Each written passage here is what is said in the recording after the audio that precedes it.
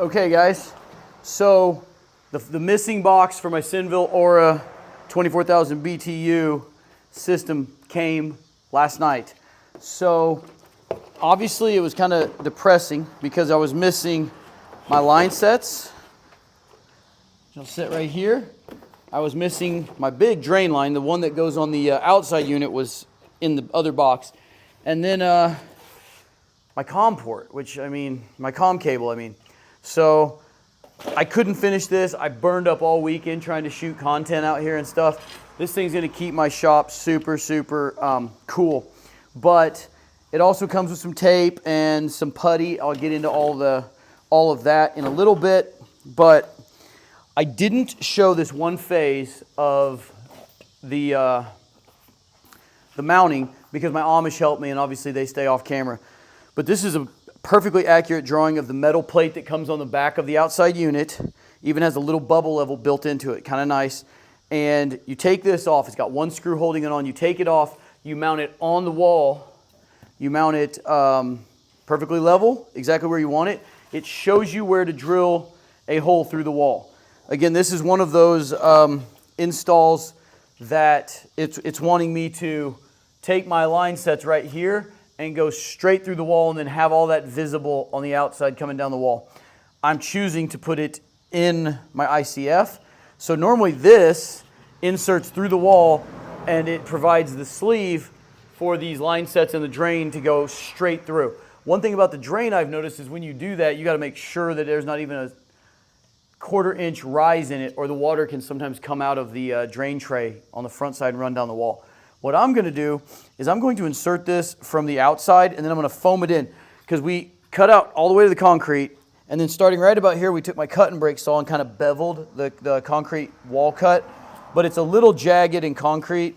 So I'm going to insert this, then I'm going to foam this in, and then I'm going to kind of feather the foam to where it's softer.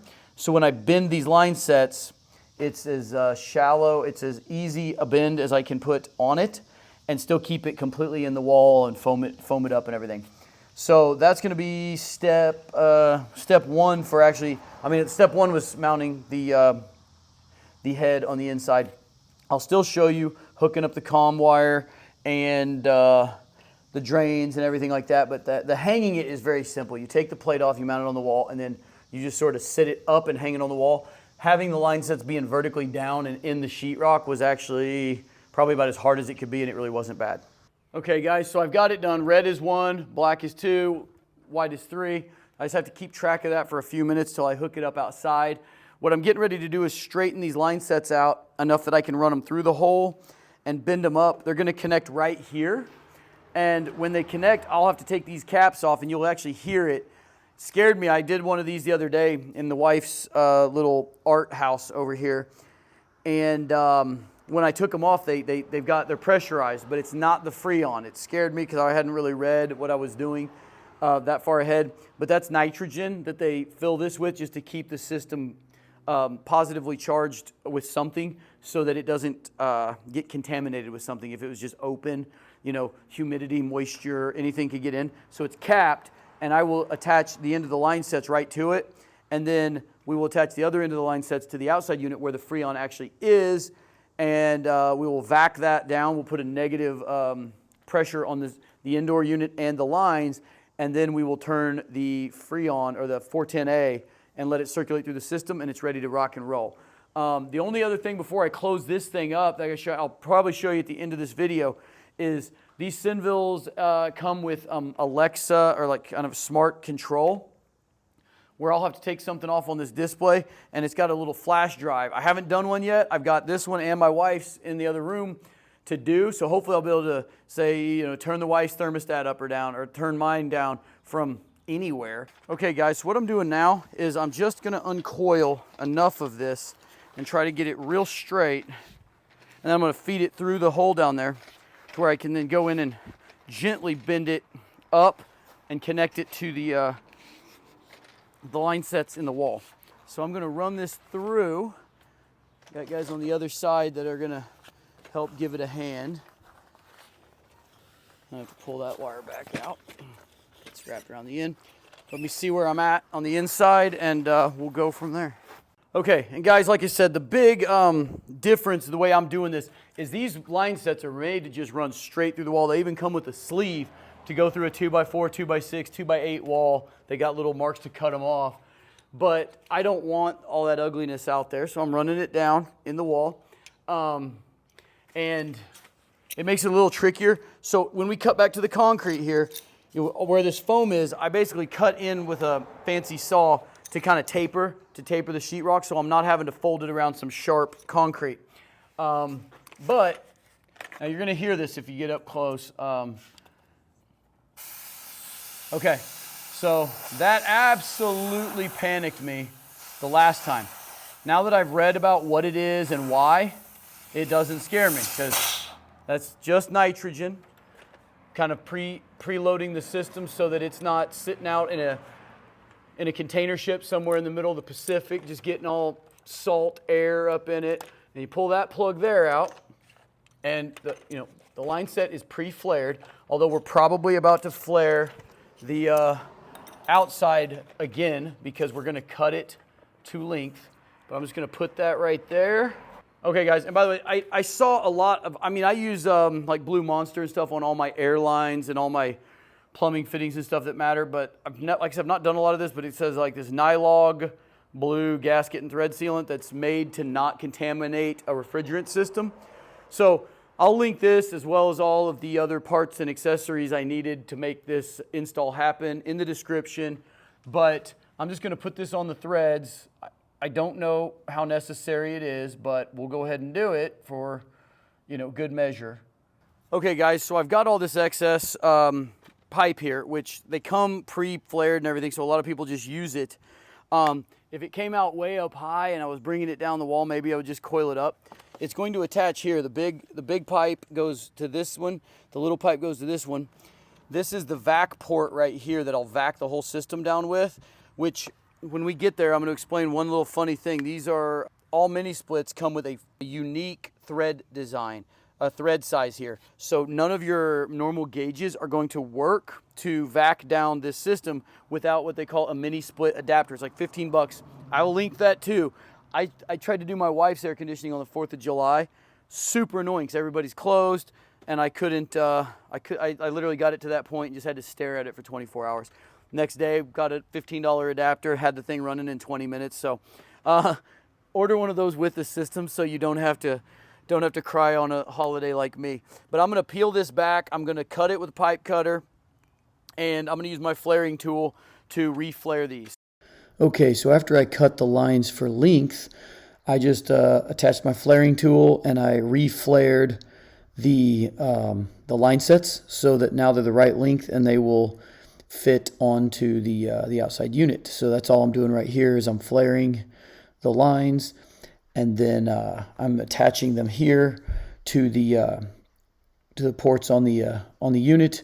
And in a second, we're gonna take the caps off of those end caps where the set screws are that holds the Freon in, and the vac port. Okay, guys, to show you kind of from the comm wire and the electrical hookup. The comm wire comes out here. I'll zip tie that, right along there. It's basically just the right length. And you can see I basically just did the exact same thing as on the inside. Red to number 1, black to number 2, white to number 3, ground to the ground. Then you got the non-fusible puller, the disconnect right there. So the wire comes from the breaker panel in the garage, up and over the ceiling, down the wall, out right here to the puller here. It's just a regular disconnect here. Then it comes in a Carflex non-metallic conduit, pops in here. L1 and L2, just like they come off of the breaker, and the ground is there on the ground lug. So that's all the electrical connections out here. So then the drain line comes out here, and the line sets. I've got to put the clay around this still. I'll show you that in a minute. But right now, we're going to get into actually vacuuming down the system. So the unit comes with plenty of 410A refrigerant to run the 16-foot line sets. They claim it comes with enough for 25 feet. Talking to some HVAC guys, they said it's actually quite a bit more than that. And you don't have to worry about having too much refrigerant because it like self-modulates. HVAC being not my strong point, I'm not exactly even sure what that all means, except that I don't have to know everything to pull this off. But that is the vac port, and I'm going to get into a little secret sauce on that in a second. Then we take these off, and that will give us access to release the Freon into the line sets and the indoor unit.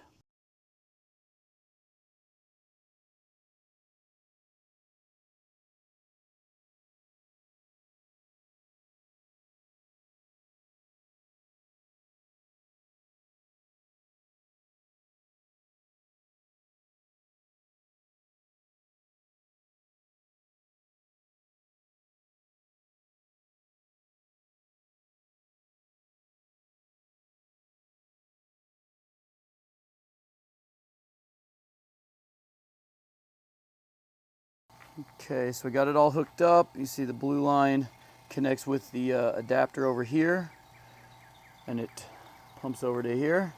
You can see it's pulling a vacuum, real nice vacuum. So we'll let that run for a few minutes, and then we will come back and release the Freon into the system, turn the breaker on, and see if we got some cold air.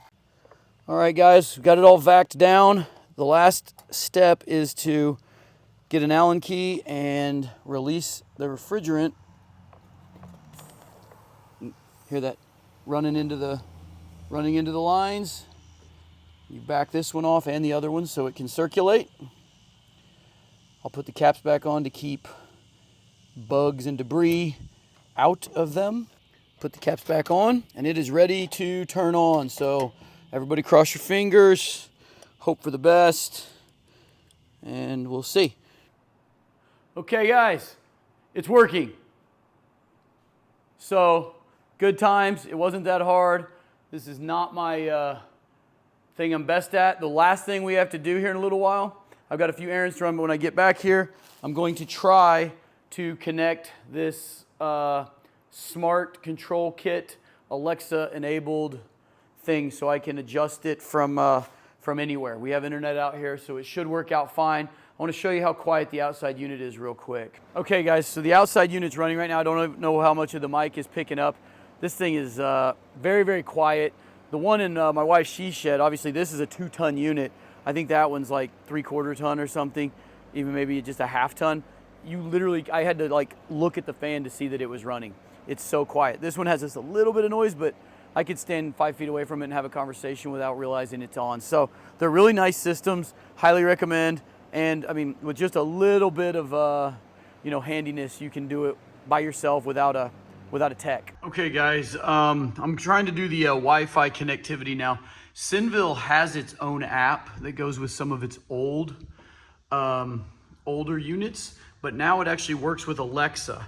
So it comes with this little flash drive here, and it comes with this sticker. And I guess the sticker is pretty important because this is what's going to link you up to the Alexa app, and you're supposed to just put it right here on the bottom somewhere where you can see it and get to it, and it's there forever. So I'm going to do that real quick, and then I'll show you how to hook up the USB port. You get in here and you take this one screw out that's right there, and then you can slide this over, and this will drop down. And I don't know if I can do this with one hand, but the USB is going to go right here. Okay, so it goes like that, and once you get it plugged in proper, it'll flash green. Just by plugging it in, I smudged that QR, so I'm hoping I don't actually need that one. I don't think that I do. But anyway, so I'm gonna put this back up, and then I'll have to put the screw back in it. And you can see it flashing through the plastic, so that's nice. Real quick, I'm gonna put the screw back in it, close it down, and then try to take you guys through the directions to connect it to. Okay, guys, so we're gonna start here, and we are going to say add a device, and we're going to scroll to see which type of device, and we are going to find